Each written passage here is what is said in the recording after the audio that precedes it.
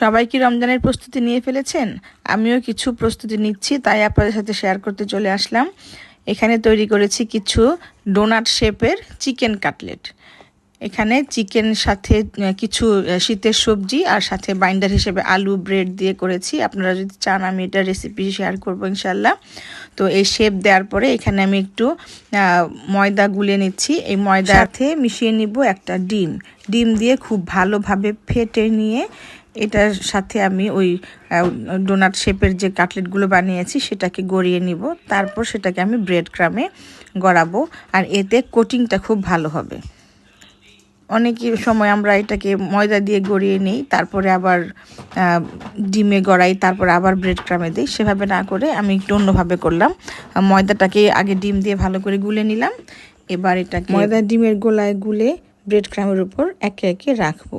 এভাবে যদি বেশ কয়েকটা একবারে করে নেওয়া হয় তাহলে বেশ সুবিধা হয়।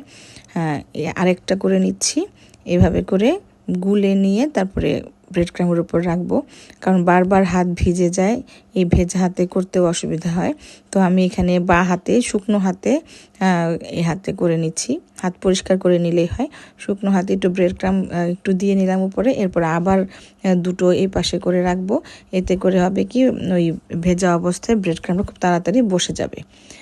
এবার হাত ভালো করে ধুয়ে ডান হাতে সুন্দর করে চারপাশটা ভালো করে গড়িয়ে রিংয়ের মতো করে গড়িয়ে ব্রেড ক্রামটা ভালোভাবে লাগিয়ে নিতে হবে। খেয়াল রাখতে হবে যে মাঝখানের ফুটোটা যেন বন্ধ না হয়ে যায়, তাহলে দেখতে ভালো লাগবে এবং তেলটা যখন ভেতর দিয়ে উঠবে তখন চারপাশটা খুব ভালোভাবে ভাজা হয়ে যাবে। তো আমি আবার ডাবল কোট করে নিচ্ছি। ডাবল কোট করে নিলে যে কোনো আইটেমেরই, যেমন এটা চপ হতে পারে কাটলেট বা এই ধরনের কিছু, সবগুলোরই উপরটা খুব ক্রাঞ্চি হয় এবং বেশ মজবুত হয়, সহজে ভাঙে না। তো আমি ডাবল কোট করে নিচ্ছি। প্রথমে একবার ব্রেড ক্রামে গড়িয়ে নিয়ে একটু যখন ব্রেড ক্রামটা ধরে আসবে, কারণ প্রথমটাতে খুব বেশি করে ব্রেড ক্রাম বসে না, তো যতটুকুই বসে কিছুক্ষণ বসে গেলে তারপর আবার একটু গড়িয়ে নিয়ে তারপর আবার সেম ব্রেড ক্রামে গড়িয়ে কিছুক্ষণ অপেক্ষা করতে হবে। কিছুক্ষণের জন্য আপনি ফ্রিজে রাখতে পারেন, তাহলে খুব সুন্দর করে বসে যায়। তারপর আপনি এটাকে ডুবো তেলে ভেজে নেবেন। এই মাঝখানের ফুটোটা যদি সুন্দর হয় তাহলে যে ভেতর দিয়ে তেলটা উঠে একদম চারপাশটা খুব সুন্দরভাবে ভাজা হয়ে যায়। একদম লালচে করে ভেজে নিতে হবে। আমি এখানে কালারফুল ব্রেড ক্রাম ব্যবহার করেছি, সেজন্য কালারটা বেশি সুন্দর দেখা যাচ্ছে।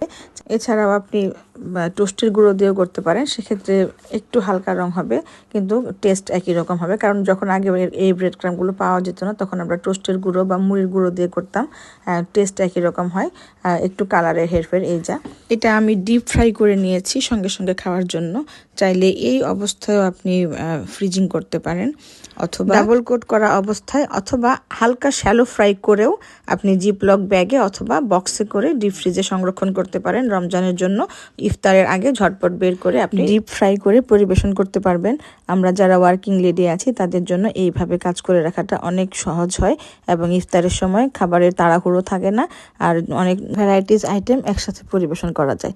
আজকের ভিডিওটি এ পর্যন্তই। সবাই ভালো থাকবেন। আসসালামু আলাইকুম।